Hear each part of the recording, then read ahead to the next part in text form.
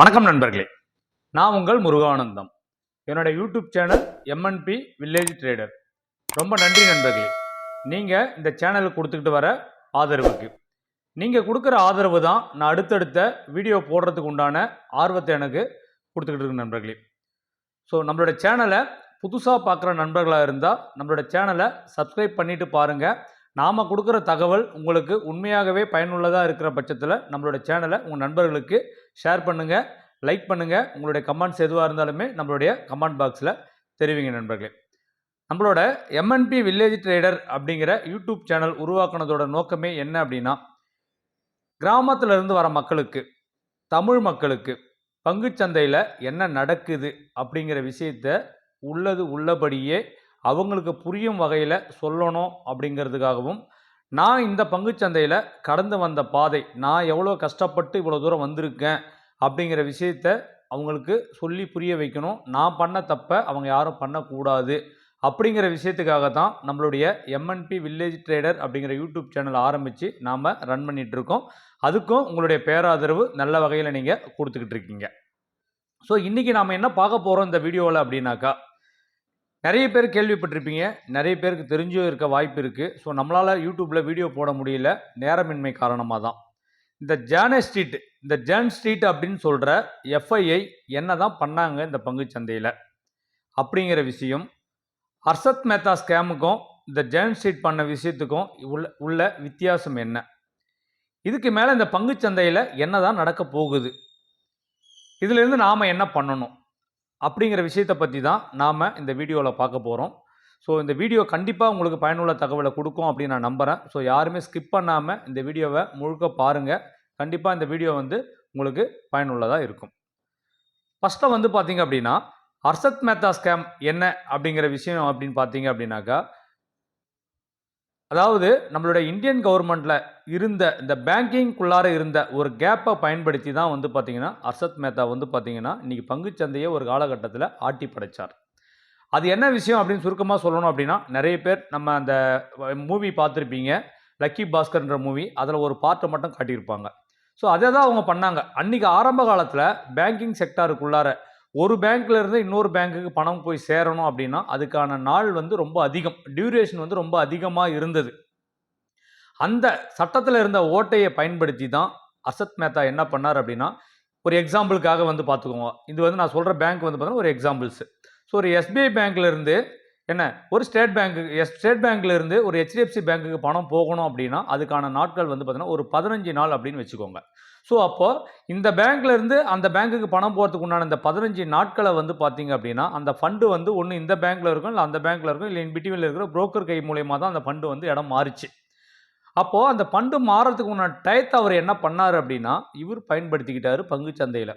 அதுக்காக அவர் என்ன பண்ணார்னா சம் பர்சன்டேஜ் ஆஃப் கமிஷனை பார்த்தோன்னா இந்த பக்கம் இருக்கிற ஒரு பேங்க்குக்கும் அந்த பக்கம் ஆப்போசிட்டில் இருக்கிற ஒரு பேங்க்குக்குமே என்ன பண்ணார்னா சம் பர்சன்டேஜ் அந்த பேங்க் மேனேஜர்ஸுக்கு பார்த்தோன்னா அவர் சம் பர்சன்டேஜ் ஆஃப் கமிஷனை கொடுத்துட்டு இந்த டியூரேஷனை என்னென்னா அவங்களால முடிஞ்சால் ஒரு வாரத்தில் கூட அந்த ஃபண்டை ட்ரான்ஸ்ஃபர் பண்ண முடியும். அப்படி ட்ரான்ஸ்ஃபர் பண்ணாமல் மேக்ஸிமம் என்ன டியூரேஷனை எடுத்துக்க முடியுமோ அந்த மேக்ஸிமம் டியூரேஷன் வரைக்கும் இந்த ஃபண்டை இவங்க என்ன பண்ணாங்க இன்பிட்வீனில் மார்க்கெட்டில் யூட்டிலைஸ் பண்ணி அதில் ஒரு பெரிய பணத்தை இவங்க சம்பாதிச்சாங்க. இதன் மூலிமா கமிஷனாகவும் 2 பேங்க்கோட மேனேஜர்ஸுமே பார்த்தீங்க அப்படின்னா ஒரு கமிஷன் தொகையாகவும் சம்பாதிச்சாங்க.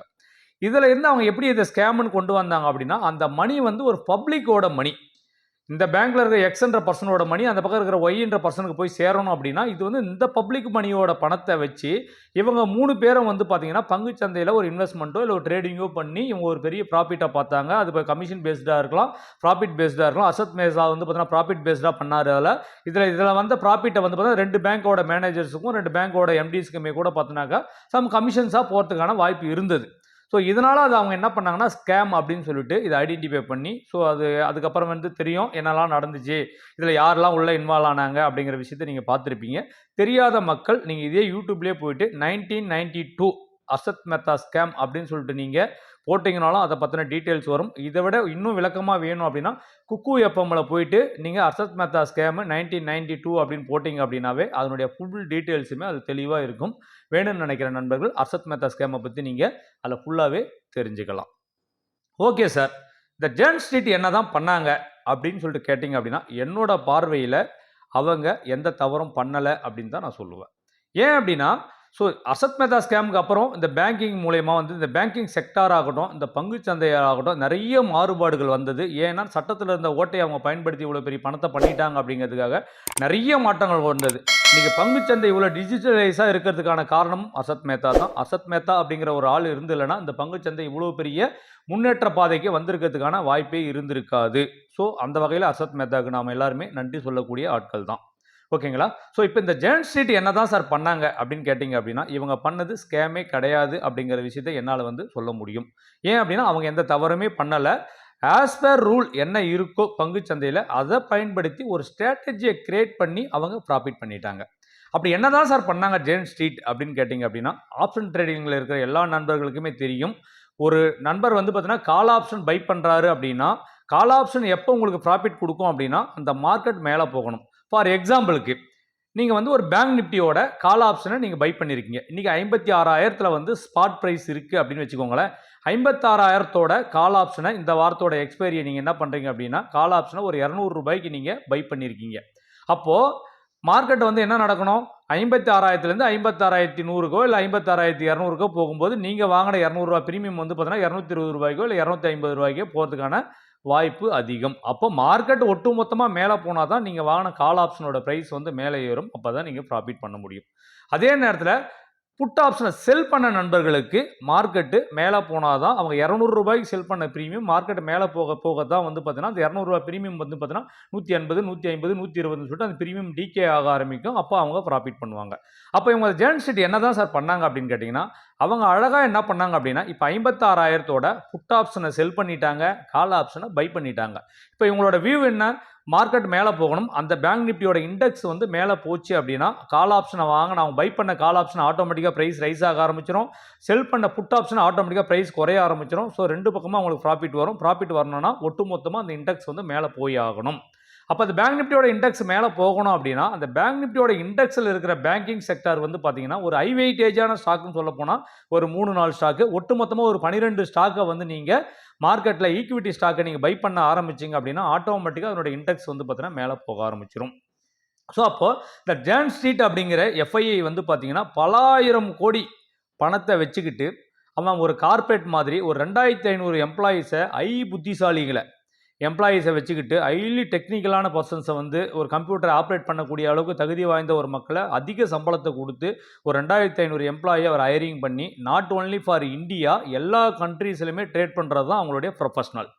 அப்போ அவங்க என்ன பண்ணுறாங்கன்னா பலாயிரம் கோடி பணம் இருக்குது. இந்தியன் மார்க்கெட் வந்து பார்த்தீங்கன்னா அவ்வளோ சோப்பியாக இருக்குது. ஏன்னா நம்மளோட இண்டெக்ஸ் எல்லாமே வந்து பார்த்திங்க அப்படின்னா கம்மியான கம்பெனிஸை வச்சு ஒரு இண்டெக்ஸ் நம்ம ரன் பண்ணிட்டு இருக்கோம். ஒரு பேங்க் நிஃப்டி அப்படின்னு பார்த்தீங்க அப்படின்னாக்கா ஒரு 12 ஸ்டாக் வச்சுக்கிட்டு ஒரு பேங்க் நிஃப்டி அப்படின்னு ஒரு இண்டெக்ஸ் வச்சுக்கிட்டு இருக்கோம். அந்த இண்டெக்ஸோட வேல்யூ நீங்கள் 56,000, 58,000, 60,000 வரைக்கும் நீ ட்ரேட் ஆகிட்டு இருக்கு. ஸோ இந்த விஷயத்தை அவன் பயன்படுத்தி அவன் என்ன பண்ணான் அப்படின்னா அந்த 56,000 இருக்கிற இண்டெக்ஸை மேலே ரைஸ் பண்ணணும் அப்படிங்கிறதுக்காக அந்த 12 ஸ்டாக்கு கிட்டத்தட்ட HDFC, ICICI, Kotak, Mahindra, Axis, SBI, Federal bank, so இந்த மாதிரி சொல்லக்கூடிய ஒரு ஹை வெயிட்டேஜாக இருக்கிற 12 பேங்க்குமே அவங்க என்ன பண்ணாங்கன்னா பல லட்சம் கோடி ஷேர்ஸை வந்து அவங்க என்ன பண்ணாங்கன்னா இமீடியட்டாக ஒரே நேரத்தில் பை பண்ண ஆரம்பிக்கிறாங்க. பை பண்ணும்போது ஆட்டோமேட்டிக்காக அந்த பேங்க் நிஃப்டியோட இண்டெக்ஸ் வந்து மேலே போக ஆரம்பிக்குது.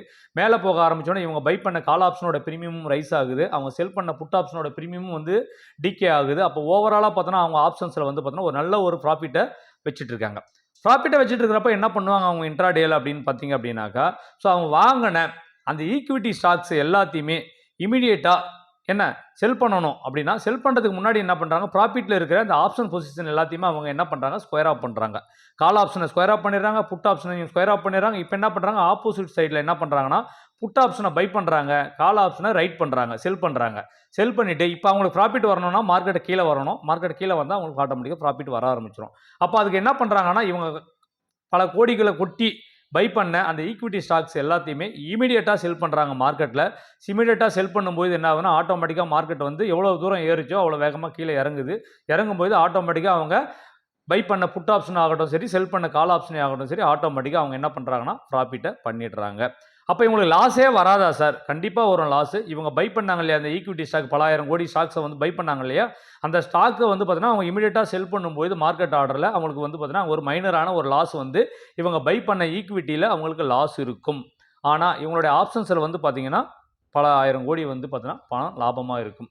கிட்டத்தட்ட வந்து பார்த்தீங்க அப்படின்னா ஒரு 700 கோடி வந்து ஆப்ஷன்ஸில் வந்து பார்த்தீங்க அப்படின்னா உங்களுக்கு கால் ஆப்ஷன் புட் ஆப்ஷன் ரெண்டு பக்கம் மேலே போகிறப்ப என்ன பண்ணாங்க, புட் ஆப்ஷனை செல் பண்ணாங்க, கால் ஆப்ஷனை பை பண்ணாங்க. மார்க்கெட் கீழே வரும்போது என்ன பண்ணாங்க, கால் ஆப்ஷனை செல் பண்ணாங்க, புட் ஆப்ஷனை பை பண்ணாங்க. ஸோ இப்படி அவங்க ரைட் பண்ணது மூலயமா வந்து பார்த்தீங்கன்னா ஒரு ஆப்ஷன்ஸில் மட்டுமே ஆப்ஷன் ட்ரேடிங்கில் மட்டுமே வந்து அவங்களுக்கு வந்து ஒரு 700 கோடி ப்ராஃபிட் இருக்குது அப்படின்னா எங்கள் ஈக்விட்டியை பை பண்ணி செல் பண்ணதில் ஒரு 100 to 200 கோடி அவங்களுக்கு லாஸ் இருக்கும். அப்போ நெட்டாக பார்த்தீங்கன்னா அன்றைக்கான டேயில் வந்து பார்த்தீங்கன்னா அவங்க ஒரு 500 கோடி வந்து பார்த்தீங்கன்னா நெட்டாக அவங்க ப்ராஃபிட் பண்ணியிருப்பாங்க. அப்போ இதை வந்து அவங்க எல்லா நாளுமே பண்ணுறாங்களா அப்படின்னு கேட்டிங்கன்னா கிடையாது. மேக்ஸிமம் பார்த்தீங்கன்னா எக்ஸ்பைரி டேவில் தான் அவங்க வந்து பெரிய மூவ் எல்லாமே பண்ணியிருக்காங்க. நம்ம லைவ் மார்க்கெட்டில் உட்காந்து சார்ட்டை பார்க்குறப்ப தெரிஞ்சிருக்கும். நம்ம எல்லாமே ஆப்ஷன் செல்லர் இமீடியட்டாக ஸ்பைக் ஆகும். இப்போ ப்ரைஸ் பார்த்தீங்கன்னா இன்ஜெக்ஷன் கேண்டில் அப்படின்னு நம்ம சொல்லுவோம். ஸோ இமீடியட்டாக ஸ்பைக் ஆகும். எஸ்எல் அடிச்சுட்டு மறுபடியும் எப்போ போல வந்த இடத்துக்கே வந்துடும். ₹1 பிரீமியம் ₹300 போயிட்டு மறுபடியும் வந்த இடத்துக்கே வந்துடும், ஜீரோ ஆகிடும். ஸோ இதெல்லாமே நம்ம சார்ட்டில் பார்த்துருப்போம். இதுக்கு பின்னாடி இருக்கிற விஷயங்கள் எல்லாமே பார்த்தோன்னா இந்த ஜேன் ஷீட் மாதிரி இருக்கிற எஃப்ஐஐஸ் பண்ண விஷயம் தான். அப்போது இப்போ ஜேன் ஷீட் என்ன சார் தப்பு பண்ணாங்க? தப்புலாம் பண்ணலை. மார்க்கெட்டில் இருக்கிற விஷயத்தை வந்து அவங்க பயன்படுத்திக்கிட்டாங்க. அவங்ககிட்ட பணம் இருக்குது, பயன்படுத்திக்கிட்டாங்க. இதில் நாம் பண்ண தப்பு என்ன? அன்றைக்கி அசத் மேத்தா ஸ்கேமில் வந்து பார்த்தீங்கன்னா 2 பேங்குக்கு இடைப்பட்ட டிஸ்டன்ஸ் அந்த நேர காலத்தை வந்து எப்படி அசத் மேத்தா பயன்படுத்திக்கிட்டாரோ அவர் பயன்படுத்திக்கிட்டது வந்து தவறு தான். தவறாக இருந்ததுலேயும் அவங்க 3 பேர் வந்து பப்ளிக்கோட மணி யூஸ் பண்ணாங்க. அது ஸ்கேமாக மாறினது. இப்போ இங்கே அப்படி கிடையாது. அவர் யாரோட பணத்தையுமே ஜேன் ஷீட் வாங்கலை. ஸோ அவரோட ஓன் மணியை தான் போட்டு ட்ரேட் பண்ணுறாங்க. அப்போ நம்மகிட்ட எங்கே கேப் இருந்தது அப்படின்னு பார்த்தீங்கன்னா நம்ம இந்தியனோட ஸ்டாக் மார்க்கெட்டில் தான் கேப். எதுக்கு சார் இவ்வளோ இண்டெக்ஸ் வேணும்? Nifty, bank Nifty, mid cap, fin Nifty, Sensex என்ன சென்செக்ஸு ப்ளஸ் வந்து நெக்ஸ்ட் 50 இவ்வளோ இண்டெக்ஸ் எதுக்காக? ஒவ்வொரு இண்டெக்ஸுக்கும் 10 கம்பெனி வச்சுட்டு ஒரு இண்டெக்ஸை நீங்கள் கிரியேட் பண்ணிடுறீங்க. அப்போ அந்த 10 கம்பெனியோட ஸ்டாக் வந்து அவங்க மேனிபுலேட் பண்ணும்போது மேலே போகுது, கீழே வருது. இதனால் வந்து ரீட்டைல் பீப்புள்ஸ் வந்து அஃபெக்ட் ஆக தான் செய்வாங்க. அதுக்கு இவங்க என்ன பண்ணணும், அந்த இன்ஃப்ராஸ்ட்ரக்சரை வந்து பார்த்தீங்க அப்படின்னா நிப்டி 50 கம்பெனிஸுக்கு பதிலாக நிப்டி வந்து பார்த்தீங்கன்னா ஒரு 200 கம்பெனி இல்லை 250 கம்பெனி இல்லை ஒரு 500 கம்பெனின்னு சொல்லிட்டு வச்சுட்டு நீங்கள் இண்டெக்ஸை ரன் பண்ணீங்க அப்படின்னா எந்த ஒரு தனிப்பட்ட மனிதனாலையும் எவ்வளோ கோடிகளை கொட்டினாலும் இண்டெக்ஸோட ப்ரைஸை வந்து மேலே ஏற்ற முடியாது. அதே போல் வந்து பார்த்தீங்க அப்படின்னா இவ்வளோ இண்டெக்ஸ் இருக்கணும்னு அவசியமே கிடையாது. ஸோ நிப்டி இப்போ என்எஸ்சிக்காக நிப்டி மட்டும் போதும், இப்போ பிஎஸ்சிக்காக சென்செக்ஸ் மட்டும் போதும். அப்போ வந்து என்ன பண்ணுங்கன்னா இந்த இண்டெக்ஸ் பேஸ்டாக ரன் ஆகிறது எல்லாத்தையுமே வந்து பார்த்தீங்க அப்படின்னாக்கா ஒரு பெரிய குரூப்பாக வச்சுட்டிங்க அப்படின்னா ஒரு ஸ்டாக் வாங்குறது மூலியமாவோ ஒரு 10 ஸ்டாக் அவங்க வந்து 10 கம்பெனிஸை பை பண்ணுறது மூலியமாவோ இண்டெக்ஸ் வந்து ரியாக்ட் ஆகாது. அப்போ ஸ்டேபிளான மார்க்கெட்டாக இருக்கிறதுக்கான வாய்ப்பு இருக்கும். இது எல்லாமே இனி வரும் காலங்களில் செபி நடத்துறதுக்கு உண்டான வாய்ப்புகள் இருக்குது. இதுக்கு எல்லாத்தையுமே நம்ம பொறுத்திருந்து தான் பார்க்கணும். இதுதான் ஜேன் ஷீட்டோட செயல்பாடு. ஓகேங்களா? ஸோ அப்போ இனிமேல் மார்க்கெட் என்ன தான் சார் நடக்க போகுது? பங்குச்சந்தை எங்கே தான் சார் போகும் அப்படின்னா பங்குச்சந்தை எங்கேயுமே போகிறதுக்கான வாய்ப்பு கிடையாது. இப்போ வந்து பார்த்தீங்கன்னா எல்லாருமே இந்த மார்க்கெட்டில் ரொம்ப ஆக்டிவாக இருக்கிறவங்க பார்த்துருப்பீங்க. இந்த ஜேன் ஷீட் ப்ராப்ளத்துக்கு அப்புறமேட்டுக்கு எஃப்ஐஐயோட ஆக்டிவிட்டி வந்து பார்த்தீங்க அப்படின்னா இன்ட்ராடேவில் கொஞ்சம் குறைஞ்சிருக்கு, வால்யூம் குறைஞ்சிருக்கு. நீங்கள் கிட்டத்தட்ட இந்த 2 வார காலமாக நீங்கள் நிப்டி சார்ட் எடுத்தாலும் சரி, எந்த சார்ட் எடுத்தாலும் சரி, அந்த மாதிரி இன்ஜெக்ஷன் கேண்டில்ஸு ஒரு கேண்டலில் ஸ்பைக் போகிறது, பெரிய பெரிய மூவ் நடக்குது. நிப்டியில் பார்த்தீங்கன்னா சாதாரணமாக ஒரு நாளைக்கு 400 பாயிண்ட் மேலே கீழே போயிட்டு இருந்தது.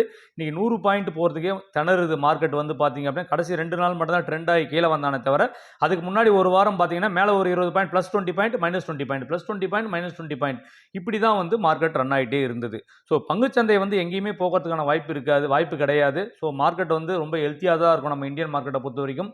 செபி இது போன்ற அமைப்புகள் எல்லாமே நிறைய கடுமையான விஷயங்களை அவங்க கொண்டு வர தான் செய்வாங்க. தப்பு பண்ணுறவங்க தப்பு பண்ணிக்கிட்டே தான் இருப்பாங்க. இது நம்மளால் ஒன்றும் பெருசாக பண்ண முடியாது. புதுசாக யோசிக்க ஆரம்பிச்சிருவாங்க மக்கள் வந்து பார்த்தீங்க அப்படின்னாக்கா. ஸோ அதனால் வந்து பார்த்தீங்க அப்படின்னா பங்குச்சந்தை எங்கேயும் போகாது. ஸோ இப்போ கொஞ்ச நாட்களுக்கு வந்து பார்த்தீங்கன்னா இந்த வால்யூம் இல்லாமல் இருக்கும், சைட்வேஸில் இருக்கும், மார்க்கெட்டு ஸ்லோ மூமெண்டத்தில் இருக்கும். இது எல்லாமே யாருக்கு சார் சாதகம்? நாம் என்ன சார் பண்ண போகிறோம்? இது எல்லாமே எப்பயுமே வந்து பார்த்தீங்கன்னா இந்த பங்குச்சந்தை அப்படிங்கிறது வந்து கட்டமைக்கப்பட்ட விஷயமே வந்து பார்த்தீங்கன்னா ஆப்ஷன் செல்லருக்காகத்தான் கட்டமைக்கப்பட்டிருக்கே தவிர ஆப்ஷன் பையருக்கான விஷயம் கிடையாது. அதுக்காக ஆப்ஷன் பையர்ஸ் இங்கே ப்ராஃபிட் பண்ண முடியாதா சார் அப்படின்னு கேட்கலாம். கண்டிப்பாக ஆப்ஷன் பையர்ஸ் ப்ராஃபிட் பண்ண முடியும். சரியான மொமெண்டத்தில் சரியான இடத்துல அவங்க பின்தொடரும் பொழுது கண்டிப்பாக அவங்களால் ப்ராஃபிட் பண்ண முடியும். அதர்வைஸ் அவங்களால் ப்ராஃபிட் பண்ண முடியாது. ஏன் அப்படிங்கிறது நம்மளோட யூடியூப் வீடியோஸில் நிறைய இடத்துல சொல்லியிருக்கோம். இதனோட வின்னிங் ப்ராபபிலிட்டி அப்படிங்கிறது ஆப்ஷன் பையிங்கில் 30%, ஆப்ஷன் செல்லிங்கில் தான் 70%. அப்படி இருக்கும்போது இந்த மாதிரியான சைட்வேஸ் மார்க்கெட்டில் நம்மள மாதிரி இருக்கிற ஆப்ஷன் செல்லர்ஸ் வந்து தொடர்ந்து நல்ல ஒரு ப்ராஃபிட்டை பண்ண முடியும். ஏன்னா மார்க்கெட் நமக்கு வந்து வயலண்ட் மூமெண்டம் இருக்கிறப்ப தான் பிரச்சனை. ஒரு சைடாக ட்ரெண்ட் ஆகி போயிடுச்சுன்னா பிரச்சனையே கிடையாது. ஒன்று அப் சைடோ இல்லை டவுன் சைடோ போயிட்டாலும் பிரச்சனை கிடையாது. இல்லை மார்க்கெட் சைட்வேஸில் நடந்துட்டா பிரச்சனை கிடையாது.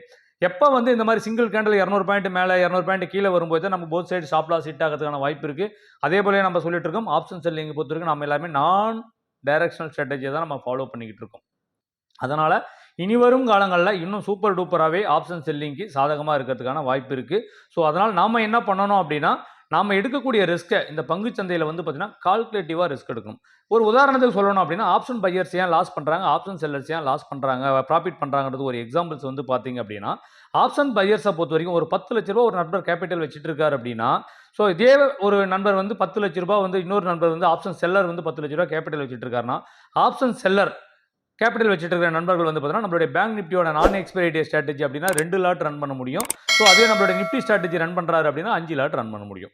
அப்போ 5 லாட் ரன் பண்ணுறாரு அப்படின்னு நீங்கள் வச்சுக்கிட்டீங்கன்னா கூட 5 லாட்டுக்கோட குவான்டிட்டி வந்து பாருங்க என்னாச்சு, இன்னைக்கு 75 குவான்டிட்டி அப்படிங்கிறப்போ ஐஏ 35 ஐஏ 25 கிட்டத்தட்ட வந்து பார்த்தீங்கன்னா 375 குவான்டிட்டி தான் வந்து அவரால் செல் பண்ண முடியும் நிஃப்டியில். 375 குவான்டிட்டி அவர் செல் பண்ணும்பொழுது உதாரணத்துக்கு அவர் வந்து பார்த்தீங்கன்னா 20 பாயிண்ட் அவர் லாஸ் பண்ணுறாரு மார்க்கெட்டில் அப்படியே நீங்கள் எடுத்துக்கிட்டிங்கன்னா கூட அவரால் ஒரு நாளைக்கு 7,000 ரூபாய் தான் அவர் லாஸ் பண்ணியிருப்பார். இதே ஆப்ஷன் பையராக இருக்கிறவங்க 10 லட்ச ரூபா கேபிட்டலை வச்சுக்கிட்டு அதே 375 குவான்டிட்டி தான் பை பண்ணுவாங்களான்னா கிடையாது. அவங்க கண்ணை மூடிக்கிட்டு போயிட்டு நிஃப்டியில் 1000 குவான்டிட்டி 1800 குவான்டிட்டின்னு பை பண்ணுவாங்க. அதே 20 பாயிண்ட் 30 பாயிண்ட்டில் வந்து அவங்க வெளியில் வருவாங்களான்னா வரமாட்டாங்க. இப்போ அவங்க லாஸ் பண்ணுறதோட பர்சன்டேஜ் வந்து கால்குலேஷன் பண்ணிங்கன்னா ஒரு ட்ரேடில் கிட்டத்தட்ட 25,000 30,000 ரூபாய் அவங்க வந்து பார்த்தீங்கன்னா லாஸ் பண்ணுவாங்க. அதனால தான் வந்து பார்த்தீங்கன்னா அவங்க திரும்ப ட்ரேட் எடுத்து ஆப்ஷன் பையர்ஸ் லாஸ் பண்ணிக்கிட்டே இருப்பாங்க. ஆப்ஷன் செல்லரத்தை பொறுத்த வரைக்கும் அவங்க செல் பண்ணுற ப்ரீமியம் ஸ்லோவாக தான் கரையும். அவங்க பொறுமையாக உட்காந்துட்டு இருப்பாங்க. லாஸே வந்தாலும் அவங்களுடைய கேபிட்டல் ப்ரொடெக்டிவாக இருக்கும். ஸோ இந்த மாதிரியான ஸ்ட்ராட்டஜிஸ் எல்லாம் நாங்கள் எப்படி சார் கற்றுக்கிறது, எப்படி சார் தெரிஞ்சுக்கிறது அப்படின்னு கேட்டிங்க அப்படின்னா, நான் என்ன இந்த மார்க்கெட்டில் நான் எப்படி ஆப்ஷன் செல்லிங் பண்ணுறேன், என்ன ஸ்ட்ராட்டஜியை நான் ஃபாலோ பண்ணுறேன் அப்படிங்கிற விஷயத்தை தான் வந்து பார்த்தீங்கன்னா ஆல்கோவில் தான் நம்ம பண்ணிக்கிட்டு இருக்கோம். குவான்மேனோட ஆல்கோவை தான் நம்ம யூஸ் பண்ணுறோம். ஆப்ஷன் செல்லிங்க்கு நம்ம யூஸ் பண்ணுற பிளாட்ஃபார்ம் பார்த்தோன்னா 5 பைசா தான். எல்லாமே ரொம்ப ட்ரஸ்ட்ஃபுல்லான ஒரு பிளாட்ஃபார்மு. இதை தான் நம்ம பயன்படுத்திக்கிட்டு இருக்கோம். உங்களுக்கும் வேணும் நான் என்ன ஸ்ட்ராட்டஜி ஃபாலோ பண்ணுறேன்னு கற்றுக்கணும்னு நினைக்கிற நண்பர்கள் நம்மளுடைய எம்என்பி வில்லேஜ் ட்ரேடர் அப்படிங்கிற மொபைல் ஆப்பை உங்களுடைய ப்ளே ஸ்டோரில் நீங்கள் டவுன்லோட் பண்ணிவிட்டு அதில் வந்து பார்த்தீங்கன்னா உங்களுடைய மொபைல் நம்பர் ஓடிபி கொடுத்து லாகின் பண்ணிவிட்டு உள்ளே போய் செக் பண்ணிங்க அப்படின்னா இந்த ஆப்ஷன் செல்லிங்கான ஸ்ட்ராட்டஜிஸ் கோர்சஸ் வந்து பார்த்தீங்கன்னா ஆல்கோ ஸ்ட்ராட்டஜினே மென்ஷன் பண்ணியே நம்ம கொடுத்துருப்போம். என்னென்ன டாபிக் நம்ம கவர் பண்ணியிருக்கோம், என்னென்ன ஸ்ட்ராட்டஜிஸ் நம்ம அதில் கொடுத்துருக்கின்ற எல்லா டீட்டெயிலுமே இருக்கும். உங்களுக்கும் வேணும் கற்றுக்கணும், என்னை ஒரு மென்டாராக செலக்ட் பண்ணணும் அப்படின்னு நினைக்கிற நண்பர்கள் அந்த கோர்சஸை பர்ச்சேஸ் பண்ணி நீங்கள் கற்றுக்கிட்டு நீங்களும் என் கூட பயணம் பண்ணலாம். உங்களுக்கு எல்லாருக்குமே தெரிஞ்சிருக்கும்னு நினைக்கிறேன். நம்ம லாஸ்ட் ஜூன் மந்தோட சீரீஸில் மட்டுமே 2,15,000 ரூபாய் 23 லட்ச ரூபாய் கேபிட்டலை வச்சு நாம ப்ராஃபிட் பண்ணியிருக்கோம். இது எதையுமே நம்ம யூடியூப்பில் வந்து நம்ம பண்ண ப்ராஃபிட்டையும் போட முடியல, லைவ் சார்ட்டை வச்சு நம்ம வந்து எக்ஸ்பிளைன் பண்ண முடியல. ஏன்னா செபியோட கட்டுப்பாடுகள் ரொம்ப கடுமையாக இருக்கிறது காரணத்தில் இந்த ப்ராஃபிட்ஸ் எல்லாமே நம்மளுடைய மொபைல் ஆப்பை டவுன்லோட் பண்ண எல்லா நண்பர்களுக்குமே நம்ம ஷேர் பண்ணியிருக்கோம். ஸோ நம்மளுடைய வாட்ஸ்அப் குரூப்பில் இருக்கிற எல்லா நண்பர்களையுமே நம்ம ஷேர் பண்ணியிருக்கோம். ஸோ ஆப்ஷன் செல்லிங் பண்ணணும் அப்படின்னு நினைக்கிற நண்பர்கள் கற்றுக்கிட்டு செல் பண்ணுங்கள், ட்ரேட் பண்ணுங்கள். ஆப்ஷன் செல்லிங்கை நீங்கள் கண்டினியூஸாக பண்ணும்பொழுது ஆட்டோமேட்டிக்காக ஆப்ஷன் பையிங்கோட பொட்டன்ஷியலுமே உங்களால் தெரிஞ்சுக்க முடியும். அதை எப்படி வந்து நம்ம பண்ணணும் அப்படின்ற டீட்டெயில்ஸ், நான் எப்படி இன்வெஸ்ட் பண்ணுறேன், நான் எப்படி ட்ரேட் பண்ணுறேன், நான் எப்படி வந்து டைவர்சிஃபை பண்ணியிருக்கேன் என்னோட கேபிட்டலை அப்படிங்கிற விஷயங்களை வந்து நம்ம யூடியூப்லேயே வந்து பார்த்தோன்னா ஒரு வீடியோவே நம்ம போட்டிருக்கோம். பார்க்காத நண்பர்கள் அதையும் பாருங்கள். அந்த வீடியோவை நான் இன்றைக்கி வந்து பார்த்தோன்னா இந்த என் கார்ட்லேயுமே நம்ம ஆட் பண்ணுறோம் நண்பர்களே. ஸோ அதனால் இந்த பங்குச்சந்தையை பொறுத்த வரைக்கும் நீங்கள் என்ன தான் சட்டத்திட்டங்களை கடுமையாக கொண்டு வந்தாலும் இங்கே ஸ்கேமே இருக்காதா, தவறே நடக்காதா அப்படின்னு கேட்டிங்கன்னா கண்டிப்பாக இது நடக்கிறதுக்கான வாய்ப்பு 100% இருக்குது. ஒரு எக்ஸாம்பிளுக்கு வந்து பார்த்தீங்கன்னா இன்றைக்கி ஒரு காம்படிட்டிவ் எக்ஸாம், ஒரு கவர்மெண்ட் வேலைக்காக ஒரு காம்படிட்டிவ் எக்ஸாம் நடக்குது அப்படின்னா கூட அங்கே எக்ஸாம் எழுதுகிற 100% பேரும் 100% பாஸ் பண்ண பேரும் வந்து அப்படியே வேலைக்கு போயிடுறாங்களா அப்படின்னு கேட்டிங்கன்னா கிடையாது. கண்டிப்பாக அங்கேயுமே சம் இன்ஃப்ளூயன்ஸ் இருக்க தான் செய்யும். அரசியல்வாதியோட இன்ஃப்ளூயன்ஸோ இல்லை அதிகாரியோட இன்ஃப்ளூயன்ஸோ என்ன அங்கேயுமே சம் ரெக்கமெண்டேஷன்ஸு. ஸோ அங்கேயுமே நிறைய மணி வந்து அங்கேயுமே போக செய்யும். அங்கேயுமே நிறைய பேர் லஞ்சம் கொடுத்து உள்ளே போக தான் செய்வாங்க. அப்படி பார்த்தீங்கன்னா 100 பேருமே போயிடுவாங்களான்னா கிடையாது. அங்கேயுமே 20% 10 to 20% வந்து அங்கேயுமே மேனிப்புலேஷன் நடக்கிறதுக்கான வாய்ப்பு இருந்துக்கிட்டு தான் இருக்குமே தவிர மீதி இருக்கிற 80% பீப்புள்ஸ் வந்து கண்டிப்பாக மெரிட்டில் தான் உள்ளே போவாங்க. ஸோ இந்த பங்குச்சந்தையுமே கிட்டத்தட்ட அப்படி தான். இந்த மேனிப்புலேஷன்லாம் நம்மளால் அவாய்ட் பண்ண முடியுமான வாய்ப்பே கிடையாது. ஏன் எல்லாருமே இன்றைக்கி பணத்துக்கு பின்னாடி தான் ஓடிட்டு இருக்குமே தவிர அந்த மனிதாபிமானம், மனித நேயம் அப்படிங்கிற விஷயம் வந்து எந்த மக்களிடமும் கிடையாது. பணம் பணம் பணம் மணி மட்டும்தான் ஒரு வாழ்க்கையை வந்து நிர்ணயிக்கும் அப்படிங்கிற மாதிரி எல்லாமே ஓடிட்டு இருக்கிற காலத்தில் குறுக்கு வழியில் எப்படி பணம் சம்பாதிக்கணும் அப்படிங்கிற விஷயத்தை தான் எல்லாருமே ஃபாலோ பண்ணிட்டு இருக்காங்களே தவிர அப்போ இந்த மாதிரியான விஷயங்கள் நடக்க தான் செய்யும். இதை யாராலையுமே மாற்ற முடியாது, எந்த தலைமுறையாலும் இதை மாற்ற முடியாதே தவிர கண்டிப்பாக 10 to 20% இந்த பங்குச்சந்தையில் மேனிப்புலேஷன் அப்படிங்கிற விஷயம் கண்டிப்பாக இருக்க தான் போகுது, இருக்க தான் செய்யும். நாம நம்மளுடைய கேபிட்டலை சேஃபாக வச்சுக்கிட்டு அந்த 80% பீப்புளுக்குள்ளார நாம் எப்படி மெரிட்டில் வந்து நாம் வந்து ப்ராஃபிட் பண்ண முடியும் அப்படிங்கிற விஷயத்தை நம்ம கற்றுக்கணும். நான் ஏன் சார் இவ்வளோ விஷயத்த சொல்லிக்கிட்டு இருக்கேன் அப்படின்னு பார்த்தீங்க அப்படின்னா இன்றைக்கி நான் வந்து இந்த பங்குச்சந்தை 2007 பயணம் பண்ணி ஒவ்வொரு விஷயத்தையும் தேடி அலைஞ்சு நம்ம கற்றுக்கிட்ட விஷயங்கள் இன்றைக்கி நான் என்னோட கேபிட்டலை ப்ரொடெக்ட் பண்ணி ப்ராஃபிட் பண்ணக்கூடிய இடத்துல நான் இருக்கிறதுனால தான் என்னுடைய அனுபவத்தை நான் உங்கள்கிட்ட ஷேர் பண்ணிகிட்ருக்கேன். ஸோ உங்களுக்கு வேணும் இந்த விஷயங்கள் எல்லாமே தெரிஞ்சுக்கணும், கற்றுக்கணும், என்னை ஃபாலோ பண்ணணும்னு நினைக்கிற நண்பர்களுக்கு இந்த வீடியோ கண்டிப்பாக உங்களுக்கு பயனுள்ளதாக இருக்கும். ஸோ கண்டிப்பாக இந்த வீடியோ பயனுள்ளதாக இருக்கிற பட்சத்தில் நம்மளோட சேனலை சப்ஸ்கிரைப் பண்ணுங்கள், லைக் பண்ணுங்கள், உங்கள் நண்பர்களுக்கு ஷேர் பண்ணுங்கள். ஸோ எப்பயுமே வந்து வந்து பார்த்தீங்க அப்படின்னா நம்மளுடைய மக்கள் வந்து ஒரு விஷயத்தை நம்ம உண்மையாக சொல்கிறோமோ அந்த விஷயத்தை யாருமே அக்செப்ட் பண்ணிக்க தயாராக இல்லை. ஏன்னா நான் இன்றைக்கி வந்து 93% மக்கள் வந்து இன்றைக்கி பங்குச்சந்தையில் லாஸ் பண்ணிக்கிட்டே இருக்காங்க அப்படிங்கிற விஷயம் பாருங்க. நம்ம கொஞ்ச நாள் லாஸ்ட் ஃபினான்ஷியல் இயர் வரைக்கும் பார்த்தோன்னா ஒவ்வொரு தனிப்பட்ட நபரும் அந்த ஆப்ஷன் ட்ரேடிங்ல ரூ. 50,000 லாஸ் பண்ணியிருக்காங்க அப்படிங்கிறது நம்மளுடைய டிஸ்க்ளைமரே சொல்லுது. இப்போ கிட்டத்தட்ட 1,10,000 ரிவைஸ் ஆயிருக்கு. அதுக்கு என்னதான் சார் காரணம் அப்படின்னு பார்த்தீங்க அப்படின்னா யாருமே இந்த பங்குச்சந்தையை கற்றுக்க தயாராக கிடையாது. ஸோ எல்லாருமே வந்து பார்த்தீங்கன்னா ஓவர் நைட்டில் நம்ம அம்பானி ஆயிடணும், அதானி ஆயிடணும், ஒரே பணக்காரன் ஆயிடணும் அப்படி எல்லாருமே நினைக்கிறாங்களே தவிர அப்படி நினைக்கிற ஒவ்வொருத்தருமே வந்து பார்த்தீங்கன்னா அவ்வளோ பெரிய ஆளாக ஆகவே முடியாது. ஏன்னா அவங்களுடைய பேக்ரவுண்டு வேறு, அவங்களுடைய இன்ஃப்ராஸ்ட்ரக்சர் வேறு, அவங்களுடைய கேபிட்டல் வேறு, அவங்களோட ரிஸ்க் மேனேஜ்மெண்ட் வேறு. இன்னைக்கு ஒரு உதாரணத்துக்கு நான் சொல்கிறேன், நீ ஒரு கடனை வாங்கிட்டு கடனாளி ஆகிட்டேன்னா பேங்க் உன்னை விரட்டி அடிப்பான். இதே நீங்கள் விஜய் மால்யா கடனை வாங்கிட்டு நீங்கள் வெளிநாட்டுக்கு போயிட்டாரு, அவர் ரோட்டில் போயிட்டு நான் பிச்சையாக எடுத்துக்கிட்டு இருக்காரு, அவர் நடந்தா போயிட்டு இருக்காரு, பப்ளிக் டிரான்ஸ்போர்ட்டாக யூஸ் பண்ணிட்டு இருக்காரு கிடையாது. ஏன் அப்படின்னா அவங்கெல்லாம் மேல்தரப்பட்ட மக்கள், அவங்களுக்கான சட்டத்திட்டங்கள் வேற தான். நம்மள மாதிரி இருக்கிற நடுத்தர மக்களுக்கான சட்டத்திட்டங்கள் வேற தான். அப்போ நாம எடுக்கக்கூடிய ரிஸ்க்கை இன்னைக்கு நீங்கள் பங்குச்சந்தையில் கொண்டு வந்து எடுக்கக்கூடிய ரிஸ்க் எப்படி இருக்கணும் அப்படின்னு கேட்டால், ஒருவேளை இந்த பணத்தை நீங்கள் இந்த பங்குச்சந்தையில் இழந்தீங்க அப்படின்னா உங்களுடைய வாழ்வாதாரம் பாதிக்காது, நான் நடு ரோட்டில் என்னோட ஃபேமிலி வந்துடாது, நான் பிச்சை எடுக்க மாட்டேன் அப்படிங்கிற சூழ்நிலையில் இருக்கிற பண்டை மட்டும் தான் நீங்கள் பங்குச்சந்தை கொண்டு வரணுமே தவிர, அதே போல் வந்து நான் சொல்லுவேன், இன்னைக்கு பங்குச்சந்தையில் இது மட்டும் தான் லாஸ்ட், நீங்கள் கற்றுக்கிற விஷயம் மட்டும் தான் லாஸ்ட், என்கிட்ட கோர்ஸ் வாங்கி கற்றுக்கிற விஷயம் மட்டும் தான் லாஸ்ட்னு கிடையாது. இது எல்லாமே வந்து ஒருத்தன ஒரு சிங்கிள் டாட்டு தான். இந்த டாட்டை நீங்கள் பிடிச்சி நீங்கள் கனெக்ட் பண்ணணும், கற்றுக்கணும், முயற்சி பண்ணணும். இன்னைக்கு வரைக்குமே நான் வந்து பார்த்தீங்கன்னா ஈச் அண்ட் எவ்ரி திங் ஒவ்வொரு நாளும் ஒவ்வொரு நேரமும் ஒவ்வொரு டைமும் வந்து நான் வேஸ்ட் பண்ணாமல் பங்குச்சந்தையில் கற்றுக்கிறதுக்காக ஓடிக்கிட்டே இருக்கேன், கற்றுக்கிட்டே இருக்கேன். ஏன் அப்படின்னா ஒவ்வொரு நாளும் ஒவ்வொரு விஷயம் இந்த பங்குச்சந்தை நம்ம கற்றுக் கொடுத்துக்கிட்டே இருக்குது. சரிங்களா? இன்னைக்கு இந்த அளவுக்கு எந்த வித நோட்ஸுமே எந்த விதமே இன்ஸுமே இல்லை. நான் இவ்வளோ நேரம் இன்னைக்கு பேசிக்கிட்டே இருக்கேன்னா அவ்வளோ விஷயங்களும் மனசுக்குள்ளே புதஞ்சு கிடக்குது. அஜித் ஒரு படத்தில் சொல்லுவார், ஒவ்வொரு நொடியும் ஒவ்வொரு செகண்டும் நான் வந்து நானாக செதுக்குனதுடா அப்படின்னு சொல்லிட்டு. அந்த மாதிரி வந்து பார்த்தீங்கன்னா இந்த பங்குச்சந்தையில் எனக்குன்னு ஒரு மென்டார் கிடையாது, எனக்குன்னு யாரும் வந்து ஒரு விஷயத்தை வந்து எனக்கு கற்றுக் கொடுத்தவங்க கிடையாது. ஒவ்வொரு விஷயத்தில் நானாக தேடி தேடி தேடி அலைஞ்சி ஒவ்வொரு விஷயத்தையுமே நான் கற்றுக்கிட்டு இதனால் பல லட்சம் பணத்தை வந்து இதில் இழந்து, அதனால் என்னோட மன நிம்மதியை இழந்து, என்னோட நேரத்தை இழந்து, என்னோட டைமை இழந்து, ஏன்னா இவ்வளோ விஷயம் நாட் ஒன்லி மணி, இவ்வளோ விஷயங்களை இழந்து தான் வந்து இந்த விஷயத்தை வந்து பங்குச்சந்தையில் இன்றைக்கி இவ்வளோ பெரிய சக்ஸஸ்ஃபுல் ட்ரேடராக இருக்கும் அப்படின்னா, ஒரே நாளில் இவ்வளோ பெரிய ப்ராஃபிட் பண்ணுறோம், ஒரு மாதத்தில் நம்ம இவ்வளோ பெரிய ப்ராஃபிட் பண்ணுறோம், இதுக்கு பின்னாடி இவ்வளோ உழைப்பு இருக்குது நண்பர்களே. ஒவ்வொருத்தரும் இந்த பங்குச்சந்தையில் நீங்கள் சாதிக்கணும்னு நினைக்கிறவங்க உழைக்க தயாராக இருந்தால் மட்டும்தான் உங்களால் இந்த பங்குச்சந்தையில் பணம் சம்பாதிக்க முடியும். அப்படி என்னால் உழைக்கலாம் முடியாதுங்க, இதெல்லாம் இதுக்கு மேலே நான் எங்கெங்க கற்றுக்கிட்டு பணம் சம்பாதிக்கணும்னு நினச்சா தயவு செஞ்சு பங்குச்சந்தை பக்கம் வரவே வராதிங்க. உங்கள் கையில் இருக்கிற பணத்தை உங்கள் குடும்பத்தோடு வச்சுட்டு ரொம்ப சந்தோஷமாக வாழ பாருங்கள். பங்குச்சந்தை அப்படிங்கிறது வந்து பார்த்தீங்கன்னா கடைசியாக வந்து பார்த்தீங்கன்னா சொல்லுவாங்க, கிராமத்தில் சொல்லுவாங்க, ஒரு வீட்டில் ஒரு கூரை வீட்டில் தீ பிடிச்சிச்சுன்னா வந்து விளக்கமாறு தொடப்பம் கூட மிஞ்சாது அப்படின்னுவாங்க. திருடன் வந்தால் விளக்கமாறு தொடப்பத்தையாவது விட்டுட்டு போவான், அதே வீட்டுக்குள்ளார ஒரு தீ பூந்தது அப்படின்னா விளக்கமாறு தொடப்பத்தை கூட விட்டு வைக்காது அப்படின்னு சொல்லுவாங்க. அந்த மாதிரி கிட்டத்தட்ட இந்த பங்குச்சந்தை, இந்த பணத்தை நீங்கள் எவ்வளோ கஷ்டப்பட்டு இந்த பங்குச்சந்தை கொண்டு வரீங்க, உங்களுடைய பிரச்சனை என்ன, உங்களுடைய பின்புலம் என்ன, இந்த பணத்தை நீங்கள் எப்படி கொண்டு வந்தீங்க அப்படிங்கிறது எதையுமே இந்த பங்குச்சந்தை பார்க்காது. இந்த பங்குச்சந்தையில் இருக்கிறவங்கள யாரும் பார்க்க மாட்டாங்க. ஃப்ராக்ஷன் ஆஃப் செகண்டில் எல்லாத்தையும் உருவிட்டு துரத்தி விட்டுரும் இந்த பங்குச்சந்தை வந்து பார்த்தீங்கன்னா நண்பர்களே. பங்குச்சந்தையில் நம்மளுடைய தாரக மந்திரமே என்ன அப்படின்னா, ஃபஸ்ட்டு லேர்ன் நெக்ஸ்ட் ஏர்ன். நீங்கள் லேர்ன் பண்ண தயாராக இருந்தால் மட்டும்தான் உங்களால் மார்க்கெட்டில் வந்து ஏர்ன் பண்ண முடியும். வித்தவுட் லேர்னிங் வந்து பார்த்தீங்கன்னா உங்களுக்கு வந்து ஏர்னிங்ஸை கொடுக்கவே கொடுக்காது. திரும்ப திரும்ப ஒரே ஒரு விஷயம் தான் சொல்லுவேன், பங்குச்சந்தையில் இவர் ப்ராஃபிட் பண்ணுறாரு, அவர் ப்ராஃபிட் பண்ணுறாரு, இவங்க இவ்வளோ பணம் சம்பாதிக்கிறாங்களே அப்படிங்கிற எண்ணம் வந்து பார்த்தீங்கன்னா எப்பயுமே வந்து பார்த்தீங்கன்னா ஏக்கமும் ஆசையும் ஒரு பொழுதும் உங்களுக்கு செல்வத்தை சேர்க்காது. உங்களுடைய உழைப்பு மட்டுமே செல்வத்தை சேர்க்கும் அப்படிங்கிற விஷயத்தை சொல்லி இந்த வீடியோவை நான் முடிக்கிறேன். இந்த வீடியோ உங்களுக்கு ரொம்ப பயனுள்ளதாக இருக்கும்னு நினைக்கிறேன் நண்பர்களே. இந்த வீடியோ உங்களுக்கு பயனுள்ளதாக இருக்கிற பட்சத்தில் நம்மளுடைய சேனலை சப்ஸ்கிரைப் பண்ணுங்கள், லைக் பண்ணுங்கள், உங்கள் நண்பர்களுக்கு ஷேர் பண்ணுங்கள் நண்பர்களே. ரொம்ப நன்றி நண்பர்களே. வாழ்க தமிழ், வளர்க என் தமிழ் மக்கள்.